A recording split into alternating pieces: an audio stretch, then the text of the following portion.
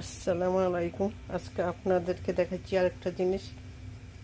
আজকে আমি বাচ্চাদের জন্য ভাত ভাজি করছি। পেঁয়াজটাকে ভালো করে ভাজি করেছি। এখন দিয়ে দিব ডিম।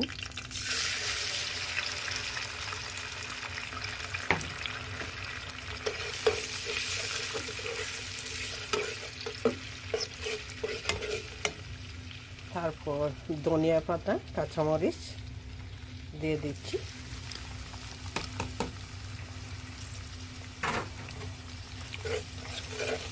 এক সময় বাচ্চাদেরকে নতুন নতুন পদ্ধতি করে খাওয়াইতে হয়।